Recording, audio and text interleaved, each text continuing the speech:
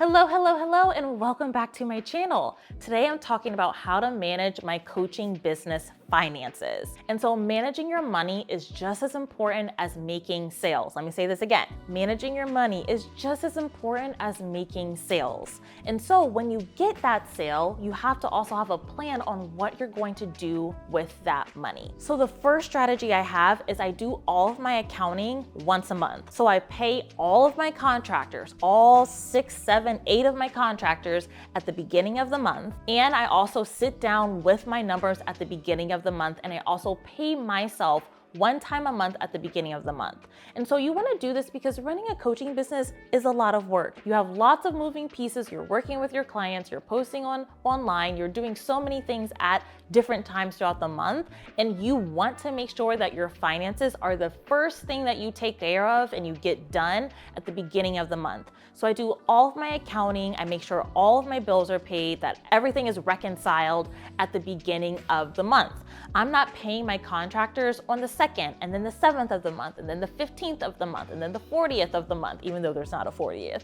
I'm not managing them like that. Everyone gets paid in my company at the same time, so that I know that my team is paid, my team is supported, and everything is taken care of. I also will look at my numbers. I know that's the hardest part, but once a month I will look at my numbers, and then when you do it at the beginning of the month, you don't have to do it for the rest of the month after that. And so make sure you have a designated accounting time where everyone is paid up and you have awareness over your numbers at the beginning of the month. The second thing is to make sure you save for taxes. Now, I don't believe this is a little controversial, and I might change my mind later, but right now, and what has got me to making $1 million 2 years in a row, is you do not have to save the same amount every single month for your taxes. I save for my taxes throughout the year, not in this very systematic, contrived way, but in the ebbs and flows of my natural business cash fluctuation. And so I just want to name that I am thinking about taxes year round,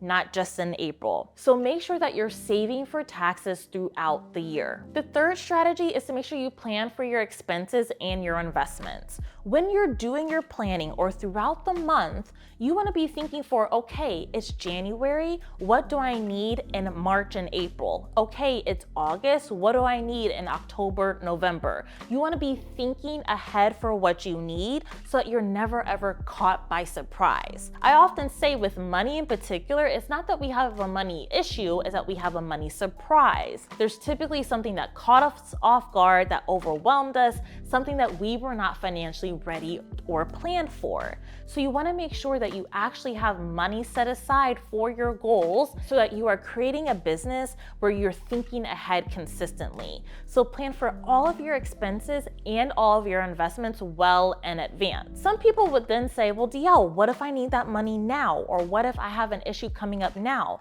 That's totally fine. You want to make sure you take care of that issue, but also be planning in advance. And if you don't end up using that money is still there for you to use for something else in case your plans change or your priorities change. So saving up and thinking in ahead is always something that's good to do for your money. And then the last strategy is to make sure you have a bookkeeper. I do not care if you have QuickBooks and you like doing the accounting yourself.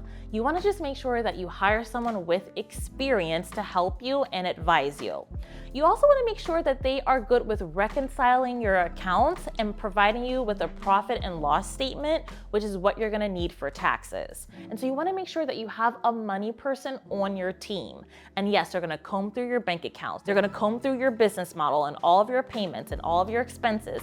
And you want someone to be that intimate with your numbers. They're going to catch things that you didn't think about. They're going to offer you strategies that you haven't considered. They're going to be a part of your money team. And so my accountant has saved me thousands and thousands of dollars because I was vulnerable and I let her into my money. So make sure, even if your business is super, super tiny, that you hire a bookkeeper. Thank you so much for tuning into my video all about finances. Make sure to check out my free sales training that will help you bring in that cash that you need to then later manage on.